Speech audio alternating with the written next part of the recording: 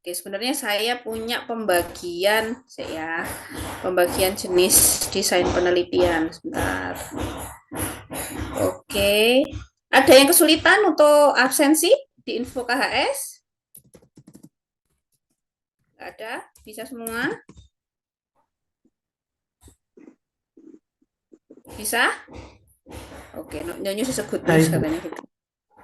Oke, sebentar. Saya hari ini akan menjelaskan tentang jenis-jenis penelitian, begitu ya. Jadi jenis-jenis penelitian tentang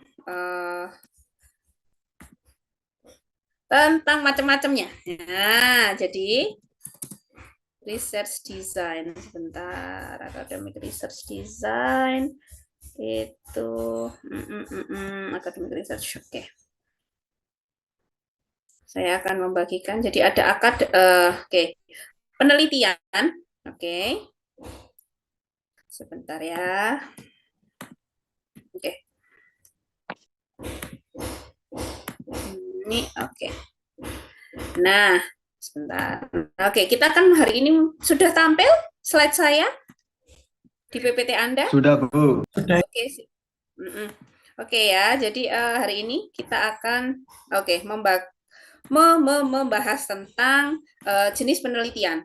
Oke, sebelumnya dari yang kemarin kita bahas bab 1, kemudian bab 2, bab 3, ada yang ditanyakan atau ada yang kurang jelas? Nggak ada ya?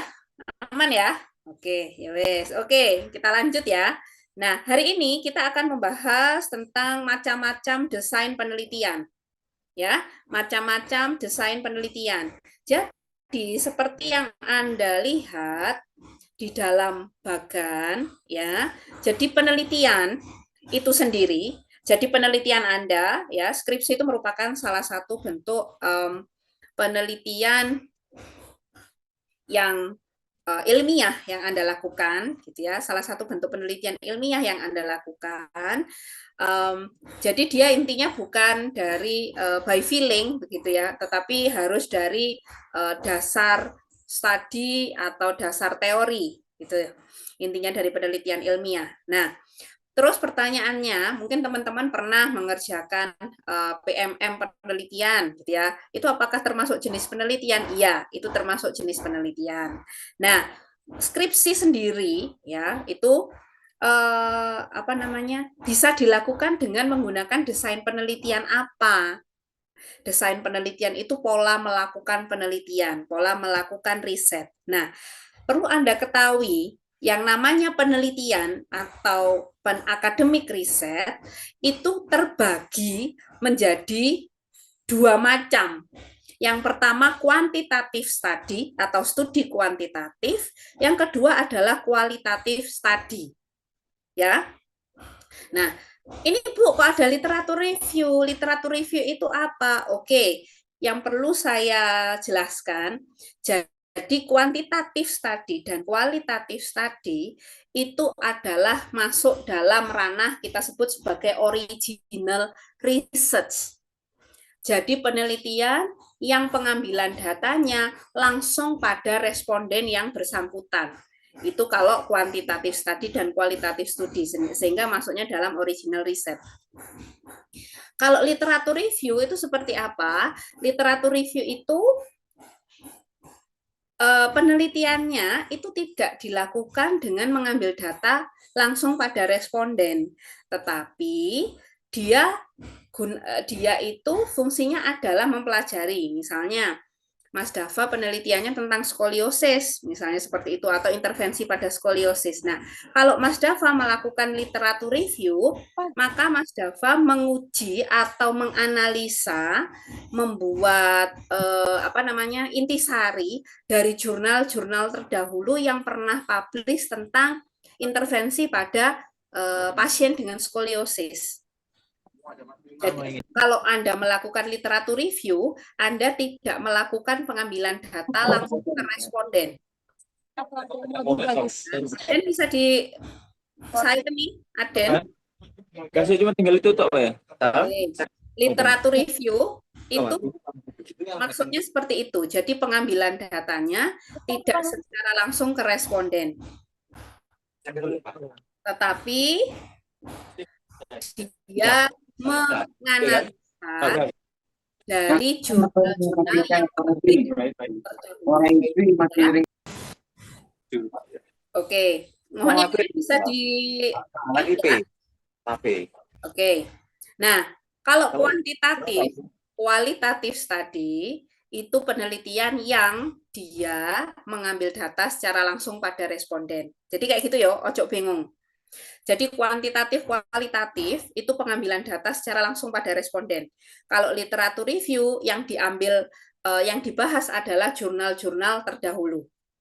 Jadi dia tidak mengambil data langsung pada responden. Nah, untuk penelitian Anda, skripsi ya, itu yang kita arahkan kemana Bu? Oke, skripsi karena memang penelitian Anda itu adalah penelitian-penelitian yang berbasis eksakta, maka kita arahkan ke dalam quantitative study. Kenapa kok seperti itu, Bu? Kuantitatif study, jadi intinya adalah Anda melakukan pengambilan data, kemudian pengolahan data, dan menganalisa data. Jadi Anda titik beratkan skripsinya itu pada ranah kuantitatif study. Bu, kalau saya pengen kualitatif bagaimana? Oke, kualitatif oke, tetapi kualitatif itu memang arahnya memang lebih, kalau di ilmu kesehatan dia lebih ke pendalaman pemahaman materi. Nah, kualitatif study ini lebih banyak dilakukan pada teman-teman Anda yang melakukan penelitian, tugas skripsi pada yang bidang sosial. Itu yang kualitatif study, ya, ada fenomenologi, ada exploratory study. Nah, untuk Anda yang dunia kesehatan, itu untuk skripsinya, maka kita ambil dulu yang basic, yaitu kuantitatif study. Nah, kuantitatif study ini apa? Itu adalah studi kuantitatif. Jadi skripsi Anda nanti, saya sarankan kita arahkan untuk ngambilnya ke kuantitatif study. Tidak ke kualitatif, tidak ke literatur review. Jadi nanti untuk skripsi Anda, misalnya saya mau melakukan review jurnal, Bu, boleh enggak? Jawabannya tidak boleh. Karena diarahkan skripsi Anda adalah pengambilan data langsung ke responden. Kalau untuk kualitatif bagaimana, Bu? Kualitatif boleh tetapi tidak disarankan, gitu ya. Karena penelitian Anda kan penelitian skripsi yang masih basic. Anda masih belajar menjadi seorang peneliti. Jadi kita arahkan dulu ke kuantitatif study yang masih lebih mudah basicnya. Gitu ya. Jadi kuantitatif study itu kita bagi ada dua, ada analytical study dan ada descriptive study. Nah, analytical study dan descriptive study itu bedanya apa? Oke, jadi tolong diperhatikan, descriptive study itu tugasnya adalah dia fungsinya mendeskripsikan. Ya. Oke, mendeskripsikan. Kalau analytical study apa? Ada yang bisa bantu? Apa itu analytical study? Menganalisis? Apa itu? Analytical study? Apa? Analytical study dia fungsinya adalah menganalisa. Jadi studi analitik. Jadi menganalisa. Jadi kalau descriptive study dia fungsinya adalah hanya untuk menggambarkan, untuk menjelaskan saja, tidak ada hubungan sebab akibat di situ. Kalau analytical study dia menjelaskan adanya hubungan sebab akibat di dalam analytical study. Nah, hari ini yang akan kita bahas adalah terkait dengan descriptive study, yaitu yang termasuk dalam case series, case report, dan correlational study. Oke, Mbak Agustin Putri bisa menjelaskan kembali. Nah, apa Mbak kalau descriptive study dan analytical study bedanya? Oke, apa bedanya? Bisa mengulang apa itu descriptive study dan analytical study? Apa? Kalau deskriptif berarti apa dia? Masih di mute? Monggo bisa di unmute.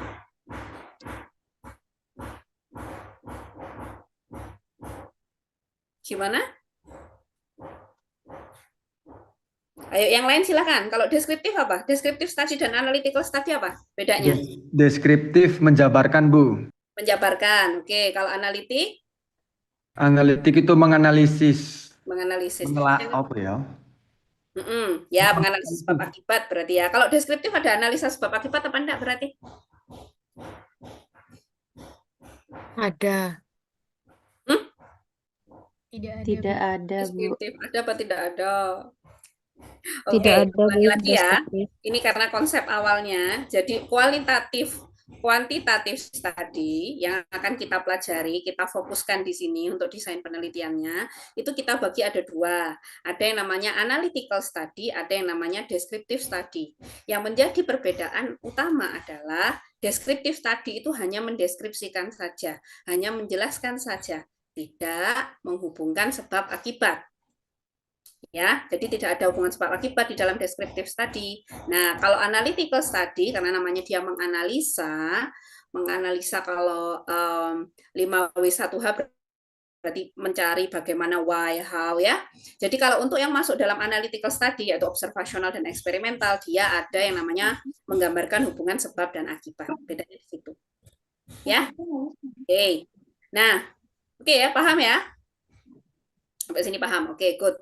Oke, jadi itu bedanya antara analytical study dan descriptive study. Jadi kalau descriptive study dia tidak ada sebab akibat. Jadi fungsinya hanya menggambarkan atau menjelaskan suatu hal, itu aja. Atau misalnya contoh penelitiannya apa, Bu? Misalnya ini, distribusi karakteristik responden yang menderita osteoartritis di Kota Malang. Anda mendeskripsikan saja jumlahnya kalau dari misalnya dari 100.000 pasien OA, yang laki-laki berapa, yang perempuan berapa, terus usianya, misalnya yang usianya di bawah 30 tahun berapa orang, yang di atas 40 tahun berapa orang, hanya mendistribusikan saja, hanya menjelaskan saja. Misalnya let's say dari data tadi ketahuan dari 100.000 lebih banyak perempuan dibandingkan laki-laki. Nah, Anda cuma jelaskan itu toh. Anda tidak mencari pengaruh kenapa kok yang perempuan lebih banyak daripada laki-laki. Apakah faktor hormonal dan faktor lain? Anda tidak nyari di sana. Murni Anda hanya menceritakan saja. Anda hanya mendescribe saja. Oke? Anda tidak menganalisa ini faktor kenapa kok pasien perempuan lebih baik daripada laki-laki. Pasien perempuan lebih banyak daripada laki-laki. Faktor apa yang mempengaruhi Anda tidak menganalisa sampai sana. Nah, beda dengan penelitian analitik study. Nah, penelitian analytical study, makanya kemarin sempat saya singgung mungkin ya. Jadi, ketika di judul skripsi, nah, karena penelitian analytical study, dia menganalisa sebab dan akibat, jadi dia nanti akan mengenal yang namanya variabel independen dan variabel dependen. Ya, variabel independen itu apa? Yang jadi sebab atau yang jadi akibat?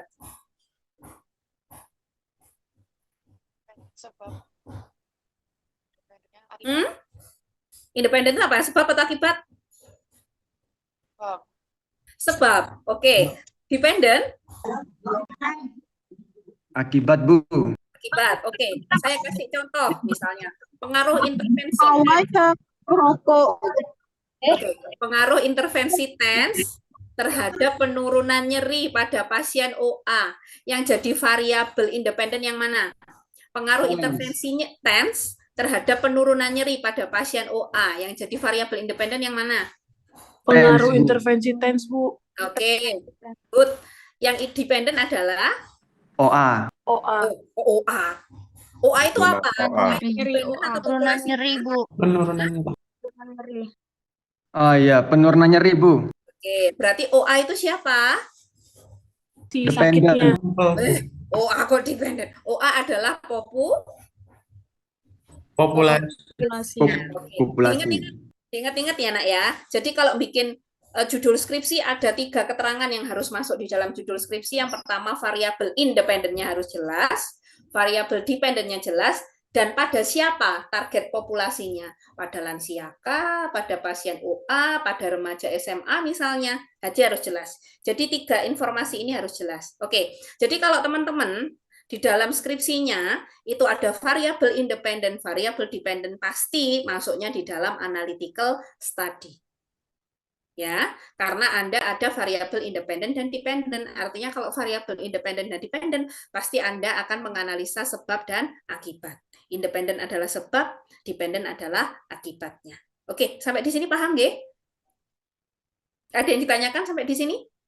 Oke, nanti silahkan langsung di-apply ke judulnya teman-teman semua ya. Jadi sambil buat bab 1 supaya nggak bingung. Jadi paling pertama, paling utama variabel independen harus jelas, dependennya juga ngerti, dependennya jadi akibat gitu ya, populasinya. Ya, oke. Nah, tapi sekarang kita akan mempelajari dulu nih, apa sih descriptive study. Jadi nanti ketika teman-teman melakukan analytical study pun, nah di dalam presentasi nanti ketika membuat hasil, gitu ya, mempresentasikan hasil penelitian Anda, nah descriptive study ini tidak bisa kita lepaskan, gitu ya. Anda pasti nanti akan bikin misalnya kayak tabel, bikin kayak grafik, diagram, menjelaskan berapa jumlahnya orang yang sakit, berapa prosentasenya, berapa nilai min, median, modusnya, misalnya kayak gitu. Nah, itu masuk di descriptive study. Tapi sekarang mau kita bahas sebentar aja ya, karena Anda biar tahu begitu. Yang maksudnya penelitian deskriptif itu yang seperti apa. Oke, jadi macam penelitian deskriptif itu adalah penelitian yang sifatnya dia hanya menjelaskan saja, gitu ya, menjelaskan dalam bentuk tabel atau dalam bentuk grafik, gitu ya. Jadi misalnya jumlah pasien OA, misalnya Mas Dava penelitian jumlah pasien skoliosis gitu. Yang perempuan berapa persen, yang laki-laki berapa persen, usianya ya, berapa ini gitu. Itu deskriptif ya. Anda tidak ada menganalisa sebab akibat. Nah, itu sebenarnya secara kalau kita lakukan penelitian, kalau kita lakukan penelitian deskriptif bisa enggak Bu? Bisa. Kita tinggal memilih saja. Jadi penelitian deskriptif itu kita bisa bagi menjadi 3 jenis penelitian. Oke? Yang pertama adalah case report atau studi kasus, yang kedua adalah case series atau rangkaian berkala, yang ketiga adalah studi korelasi. Nah, ini yang nanti teman-teman biasanya yang paling banyak nemuin terutama kalau bikin penelitian, kalau skripsi memang lebih ke arahnya analitik ya, Nak ya. Kalau teman-teman nanti bikin penelitian deskriptif terutama ketika Anda profesi. Nah, kalau profesi itu kan karena Anda nanti full belajarnya di lahan gitu nggih, di lahan praktek, di klinik, di rumah sakit ataupun di puskesmas. Jadi nanti kan teman-teman biasanya setiap akhir stase kalau profesi itu kan bikin laporan gitu ya, bikin laporan, jumlah pasien yang ditanganin ada berapa, apa intervensi yang diberikan, kemudian prognosanya seperti apa. Nah, itu jenisnya penelitian deskriptif. Tidak ada analisa statistik atau SPSS di situ. Jadi teman-teman nanti ketika lanjut di profesi ketika membuat laporan ataupun membuat paper gitu nggih, karena nanti juga ada papernya, itu tidak diarahkan ke paper yang bentuknya adalah analisa statistik pakai SPSS dan lain sebagainya. Nah, kalau untuk teman-teman yang profesi, biasanya kita arahkannya ke penelitian yang sifatnya deskriptif. Jadi menceritakan kasus apa yang dihadapin, begitu. Terus treatment apa yang diberikan, prognosanya seperti apa. Nah, itu nanti kepakainya ketika Anda profesi. Tapi Anda just to know, ya, Anda perlu tahu untuk apa itu penelitian deskriptif ya. Oke, yang pertama tentang studi kasus atau case report. Ini yang paling sering ya, Anda paling sering nanti akan Anda lakukan. Begitu, nanti mungkin ketika Anda di profesi. Jadi case report ini ceritanya adalah Anda menceritakan gitu ya, Anda membuat report tentang pasien yang Anda tangani begitu ya, yang Anda berikan treatment, bagaimana mulai dia datang, kemudian biasanya kan kita bikin identitas ya, misalnya Nyonya A, usianya berapa, gitu ya, keluhannya apa, diagnosanya apa, begitu nggih, intervensinya apa, dan apa namanya, hasil pengamatannya seperti apa, apakah nyerinya berkurang dan lain sebagainya. MMS apa jenenge? Kalau misalnya Anda melihat SLS-nya seperti apa, nah itu ya, prognosanya seperti apa. Nah, kemudian itu Anda laporkan. Karena kan biasanya setelah Anda selesai di praktek di stase gitu ya. Praktek di stase, let's say misalnya di stase komunitas atau di geriatri di puskesmas. Nah, setelah selesai stase, akhir stase Anda kan akan mempresentasikan ke dosen dosen sebagai pembimbing di kampus maupun kepada pembimbing lahan. Anda mempresentasikan apa yang sudah Anda lakukan, treatmentnya gimana, diagnosanya apa. Itu yang dimaksud dengan case report. Jadi case report itu Anda menceritakan pasien dengan kasus tertentu yang Anda treat gitu ya, yang Anda tangani, kemudian diagnosanya apa, sampai dengan prognosanya seperti apa. Kemudian hasil itu tadi di akhir stase Anda presentasikan. Itu adalah salah satu jenis case report. Atau case report yang paling gampang, kalau teman-teman misalnya ke dokter gitu ya, di rumah sakit ya, di rumah sakit atau di klinik pernah dengar rekam medik ya. Nah, rekam medik itu adalah data yang dimiliki oleh klinik atau rumah sakit.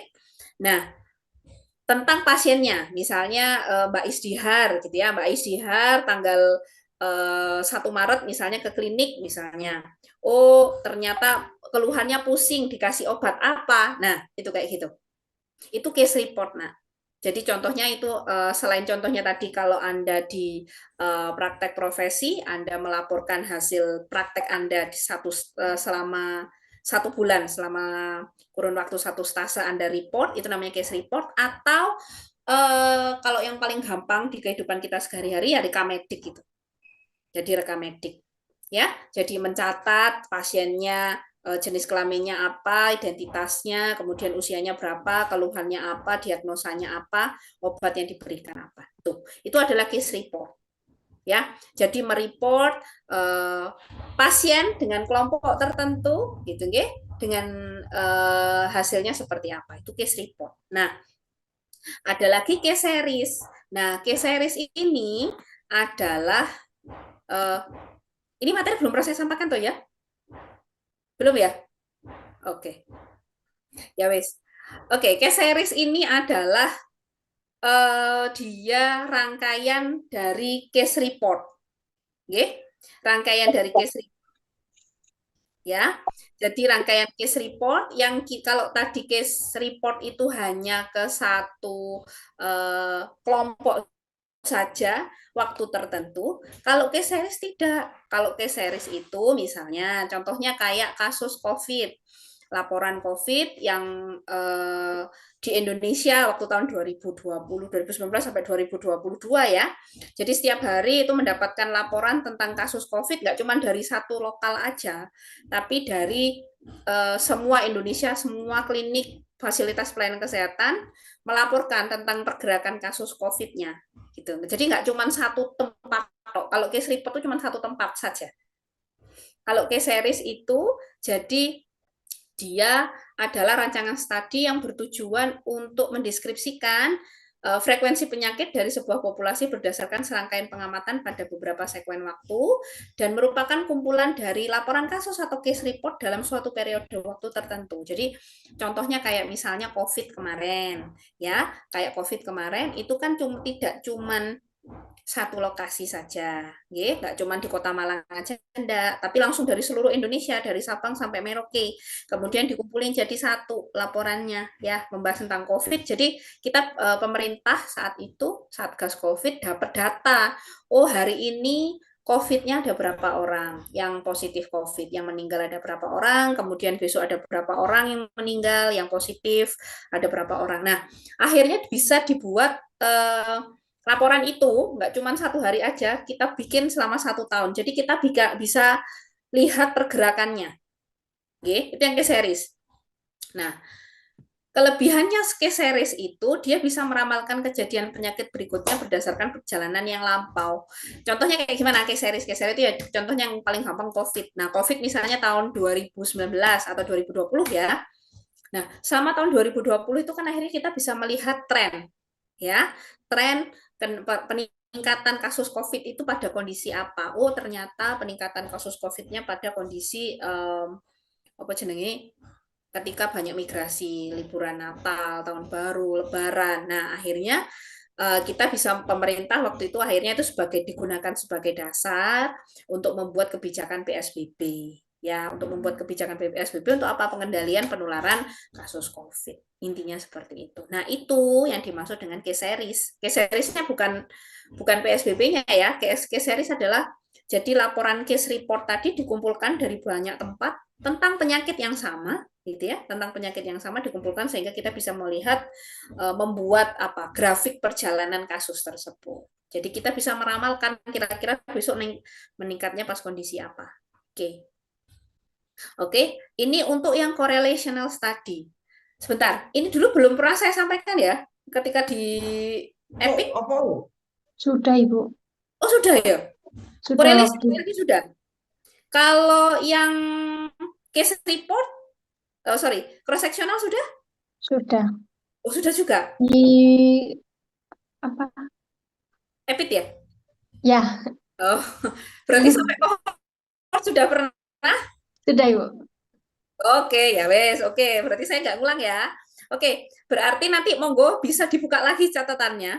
Nanti karena ini akan kepakai lagi teman-teman, terutama yang saya mengingatkan aja, sekilas aja untuk diingatkan ya. Jadi kalau tadi itu tentang deskriptif ya, tentang deskriptif itu sampai ada studi correlational study. Monggo nanti bisa dibaca lagi slide-nya. Nah, terutama di sini yang perlu Anda perhatikan. Jadi yang nanti bisa Anda pilih untuk digunakan di dalam desain penelitian itu mulai masuk di observasional. Ya. Jadi nanti teman-teman untuk skripsinya, oke, sebentar. Jadi nanti Error ya server juga. untuk skripsinya teman-teman ya itu bisa memilih antara observasional dan eksperimental study. Ya, jadi kalau observational study itu sama-sama keduanya ini punya kesamaan yaitu meneliti tentang sebab akibat. Jadi pasti ada variabel independen dan pasti ada variabel dependen karena sebab akibat. Yang membedakan cuman kalau Anda memilih observational study, ya, Anda memilih observational study itu berarti peneliti tidak melakukan intervensi secara langsung pada responden. Ya, masih ingat ya? Jadi nanti kalau gimana? Mas Bintang, ada yang mau disampaikan? Nggak ada? Oke. Nah, jadi kalau observational study itu peneliti tidak memberikan intervensi secara langsung pada responden. Ya, kita mengingatkan kembali observational study. Jadi kalau misalnya contohnya Mbak Nurdini misalnya penelitiannya cuma nggak ada intervensi sama sekali. Jadi cuma misalnya mengukur indeks massa tubuh misalnya dengan tekanan darah pada pasien hipertensi. Anda cuma mengukur indeks massa tubuh berarti kan mengukur berat badan, tinggi badan dan mengukur misalnya tekanan darah pada pasien hipertensi misalnya. Anda cuma pakai itu, tidak ada intervensi apapun yang diberikan. Jadi cuma pakai instrumen pengukuran saja, pakai pengukuran penghitungan indeks massa tubuh tadi, berat badan, tinggi badan, dan mengukur tekanan darah pakai tensimeter. Itu yang dikatakan penelitian observasional. Ya, jadi full cuman pakai, jadi variabel independen sama variabel dependennya sama-sama punya instrumen. Either itu kuesioner atau mungkin Anda pakai ROM, goniometer, alat pengukuran. Jadi kalau untuk observational study ini cirinya variabel independen dan dependennya itu dua-duanya ada instrumen penelitiannya. Contohnya, kalau misalnya Anda mau meneliti tentang bagaimana hubungan antara kualitas tidur terhadap kualitas hidup pada lansia. Kualitas tidurnya pakai instrumen PSQI, kemudian kualitas hidupnya pakai SF36. Nah, itu Anda ketika mengukur kualitas tidur dengan kualitas hidup, ya kan, kualitas tidurnya itu misalnya dari variabel independen, kualitas hidupnya dari variabel dependen, di mana Anda tidak memberikan intervensi apapun, ya, itu yang dimaksud dengan observational study. Cirinya apa kalau observational study? Kedua variabel tadi, independen dan dependen, itu punya alat ukur semua. Itu contohnya. Ya, jadi kalau pakai observational study, either Anda pakai cross sectional gitu ya, yang paling sering dipakai. Kalau pakai cross sectional maka independen dan dependen itu dua-duanya ada alat ukurnya. Ya, karena Anda tidak memberikan intervensi pure, Anda hanya mengamati bagaimana korelasi antara keterkaitan antara variabel independen dan dependen. Itu kalau observational study. Nah, beda dengan experimental study. Kalau experimental study itu kan Anda memberikan intervensi. Ya, kalau experimental study itu Anda memberikan intervensi pada responden. Let's say misalnya Mbak Resinta memberikan misalnya intervensi TENS untuk penurunan nyeri pada pasien OA. Nah, otomatis Mbak Resinta tadi misalnya variabel independennya berarti apa? Kalau penurunan intervensi TENS terhadap penurunan nyeri berarti intervensi TENS-nya jadi variabel apa? Independen apa dependen? Independen. Independen. Penurunan nyerinya jadi variabel Dependen. dependent. Oke, good. Nah, ciri-cirinya gitu ya. Kalau experimental study, variabel independen Anda itu tidak punya alat ukur. Ya. Yang punya alat ukur apa? Hanya variabel dependent saja. Loh, kok bisa, Bu? Iya, karena variabel independen Anda tadi kan TENS toh. TENS itu apa? Yo, TENS yang penting Anda berikan, Anda harus jelas dosisnya, Anda berikan berapa pada responden Anda. Misalnya, saya belikan selama 1 bulan, Bu, dengan per minggu misalnya 3 kali sesi, lamanya per sesi adalah 30 menit. Nah, itu Anda harus jelas, itu TENS. Tapi tidak ada instrumennya, tidak ada data, tidak ada instrumennya, tidak ada datanya yang Anda ambil dari sana. Yang Anda siapkan dengan variabel independen ya SOP-nya jelasnya. Anda pakai protokol penelitiannya untuk pemberian tesnya gimana. Nah, yang bisa Anda ukur adalah apa? Variabel dependen-nya. Yaitu apa? Penurunan nyeri. Yang paling gampang apa? Oke, berarti yang paling gampang adalah penurunan nyeri Anda misalnya pakai FAS. Yang punya instrumen, yang punya data, hanya yang variabel dependent.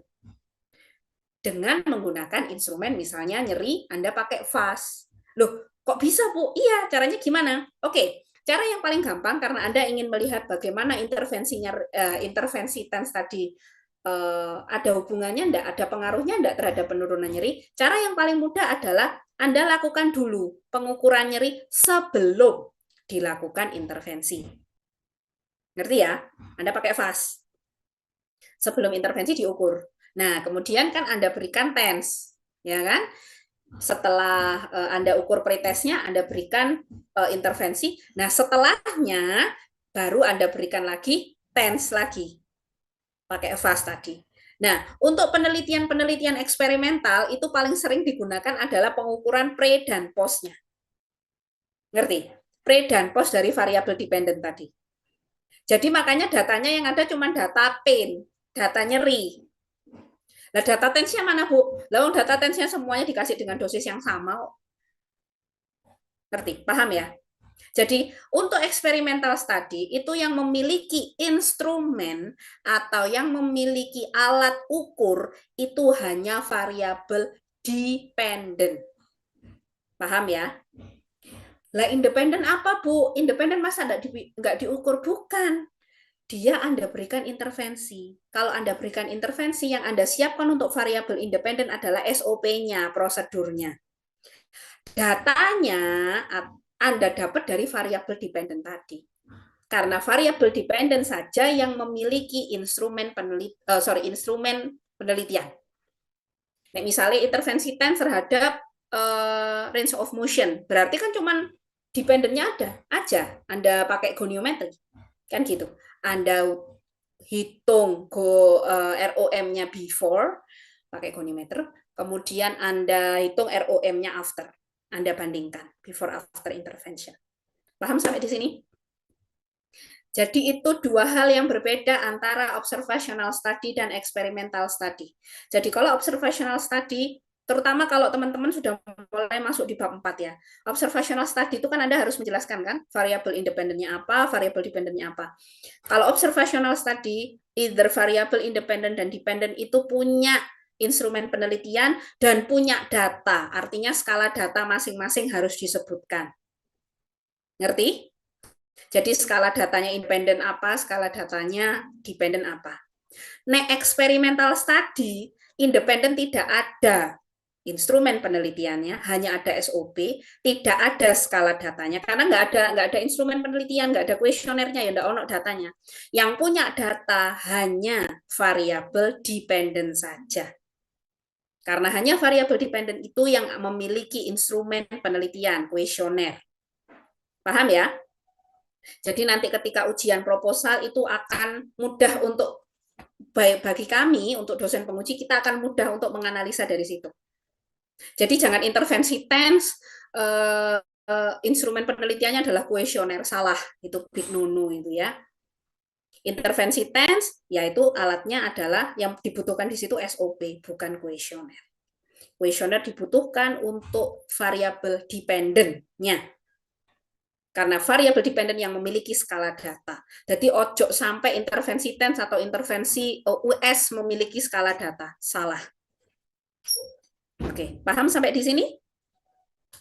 Ya, itu perbedaan antara observational study dan experimental study. Kemarin sudah dijelaskan juga pre-experimental quasi sama true?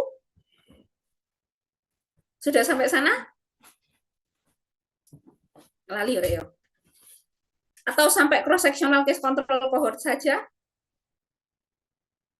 Lupa. Oh iya, lali. Epit semester piro sih, semester 4 yo. Wis lali yo. Mudah-mudahan slide-nya masih ada ya. Oke, nanti monggo bisa dibuka-buka lagi ya. Jadi kalau ini yang paling sering nanti teman-teman gunakan ya. Kalau untuk skripsi silahkan dari awal teman-teman sudah jelas mau ambil yang observasi saja atau mau melakukan eksperimental. Ya, itu dari awal jangan galau. Ya, jadi judulnya observasional, dalamnya eksperimental itu salah. Atau judulnya eksperimental tapi dalamnya observasional, intervensinya hilang. Nah, gitu. Jangan ya. Jadi kalau yang paling penting adalah ketika Anda menyusun skripsi harus konsisten dari awal. Kalau dari awal memang Anda misalnya mau meneliti tentang hubungan kualitas tidur terhadap kualitas hidup pada lansia, ya wes harus konsisten. Gitu ya sampai belakang. Oke. Oke. Saya akan kayaknya cross sectional sudah ya sampai cohort, saya akan langsung masuk ke eksperimental saja. Insya Allah di sini ada. Ini eksperimental. Oke, nah penelitian eksperimental ini penelitian di mana tadi seperti yang saya sampaikan. Nanti kalau lupa bisa dibaca lagi slide-nya ya. Jadi kalau penelitian eksperimental intinya adalah peneliti melakukan penelitian intervensi secara langsung pada responden. Ya, intervensi secara langsung pada responden kemudian diukur ya variabel dependennya. Jelas ya ada variabel independen dan variabel dependennya. Mudah-mudahan belum ya. Udah belum ini? Belum ya? Oke, jadi tak ingatkan kembali, jadi kalau yang eksperimental study itu ada 3 macam.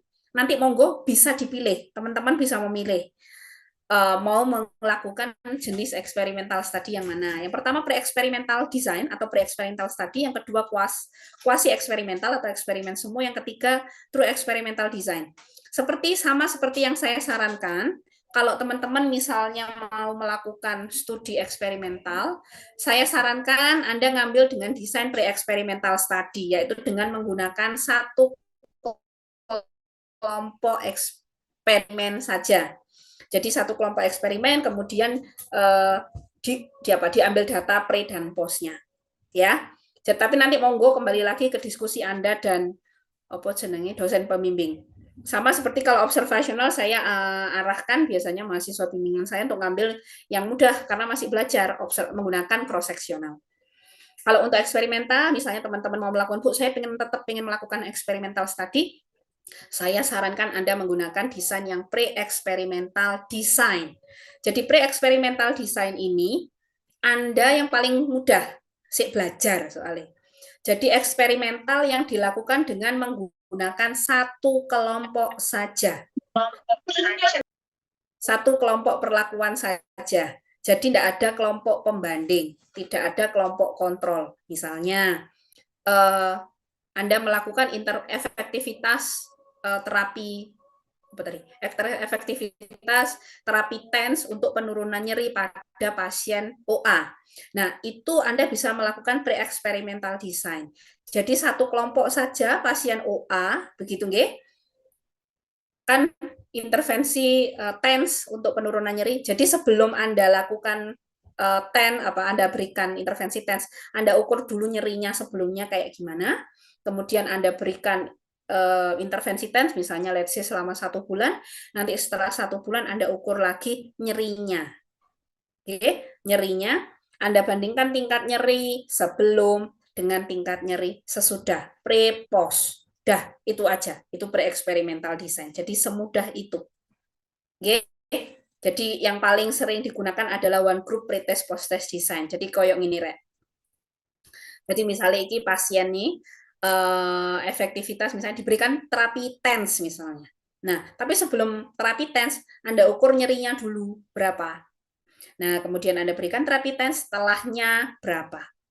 Nah, kemudian Anda bandingkan pre-nya dengan post-nya. Bu, nanti analisa datanya pakai apa? Yang paling gampang Anda bisa pakai yang kemarin kita pelajari, bisa pakai PERTI test, uji T berpasangan. Atau yang kemarin Anda juga sempat belajar pakai Wilcoxon.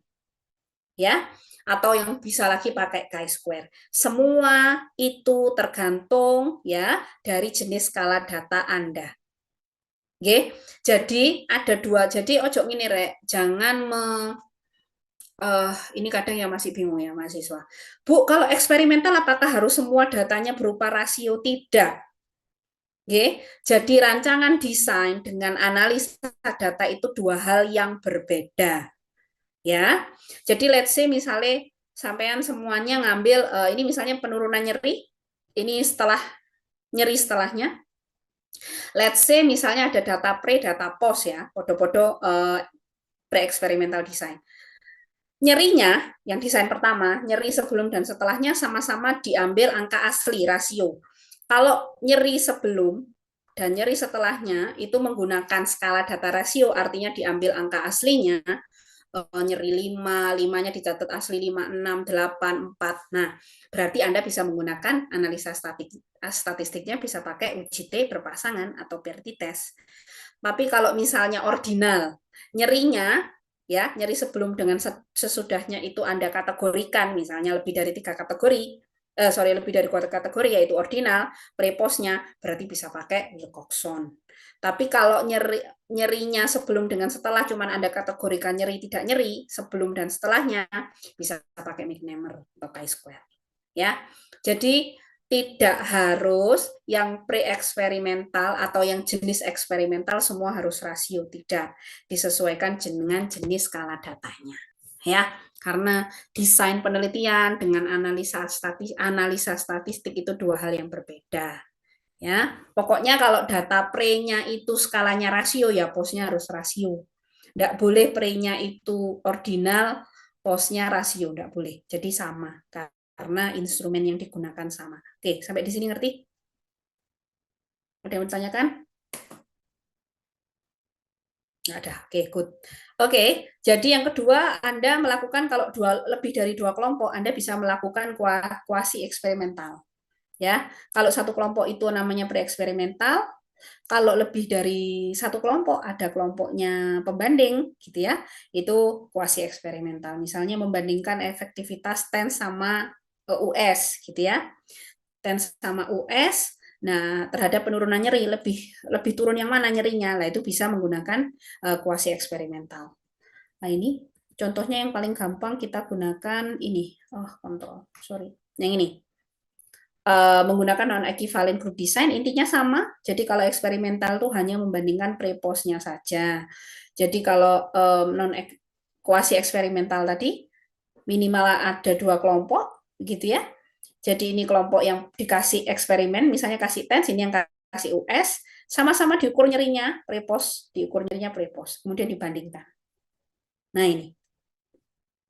Uji analisa datanya bisa pakai uji T berpasangan, bisa pakai uji T bebas gitu ya. Uji T bebas jika membandingkan eksperimen dengan kontrol. Nah, itu kalau kuasi. Nah, yang terakhir adalah true eksperimental.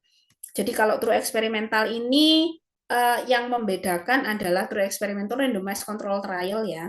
Jadi kalau kuasi eksperimental itu penelitian yang dilakukan secara komunitas ya di masyarakat. Maka kalau true eksperimental kita lakukan biasanya di laboratorium yang memang di situ dikondisikan benar untuk pengkondisian pasiennya ya. Kemudian sampelnya untuk membagi kedua kelompok tadi dilakukan secara full random.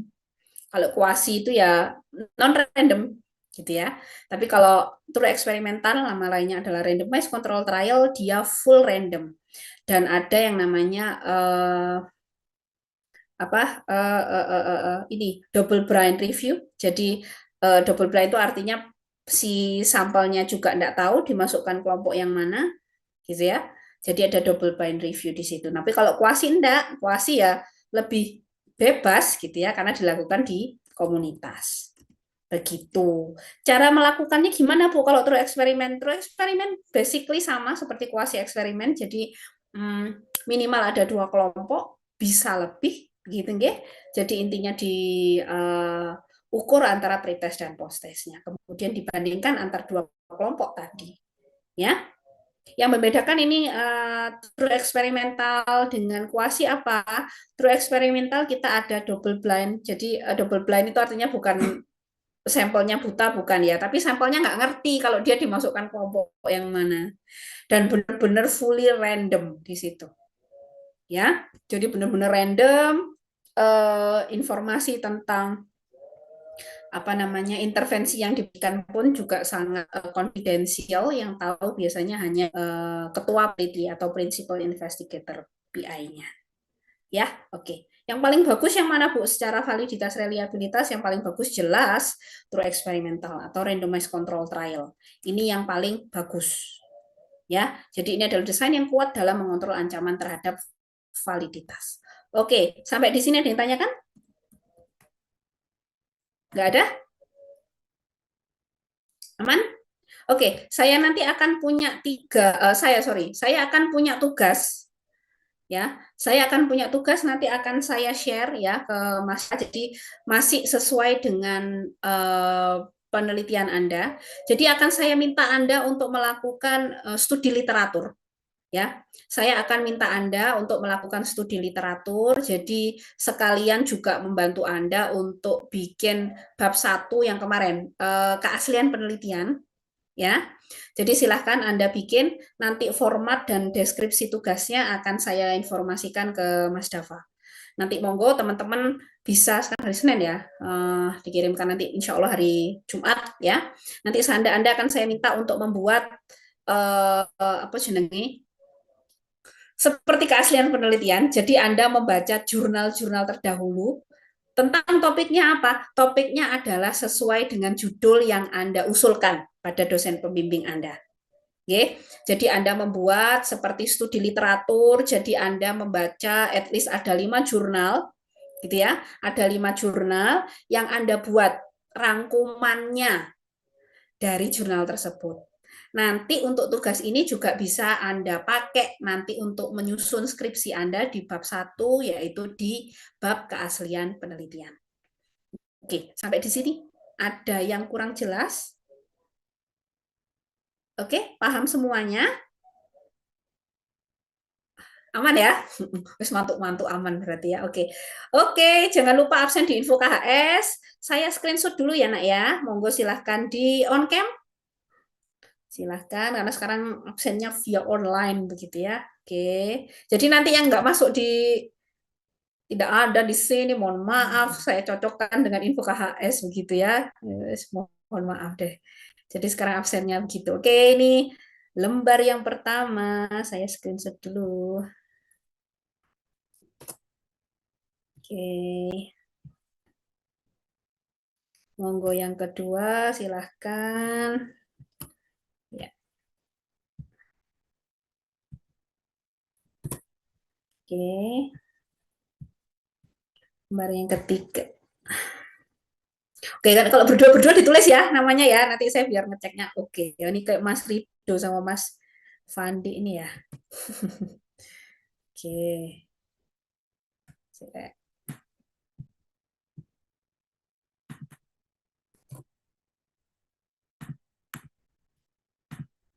Oke.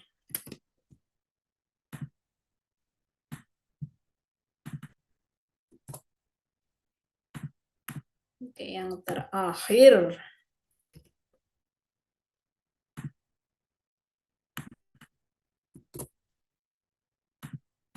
Oke, dan terima kasih. Mohon maaf Ibu juga belum bisa di absen. Loh, mosok. Siapa yang nggak bisa? Zaki. Bisa loh, Zaki. Ada yang nggak bisa kah? Selain Zaki?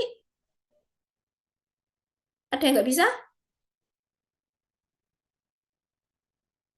Masa nggak bisa Mas Zaki? Dicoba lagi Mas Zaki.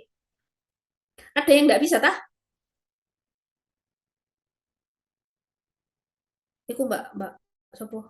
Ada yang nggak bisa? Aman ya? Mas Zaki masih belum bisa. Di Zaki iki.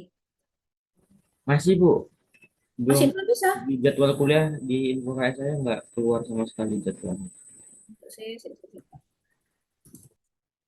Zaki. Yang lainnya juga belum bisa? Bisa, Bu. Bisa Sudah yo. bisa. Sudah bisa ya? Mas Zaki bisa dicoba lagi yo. Saya tak dulu. Aku bener sih soalnya Mas. Tak buka soalnya sampai jam 12. Yo. Tak ceknya lagi. Mas Zaki ini kelas apa? Kelas B ya? Ini Bu, kelas B. Kelas B ya. Bentar. Ya. Kelas B.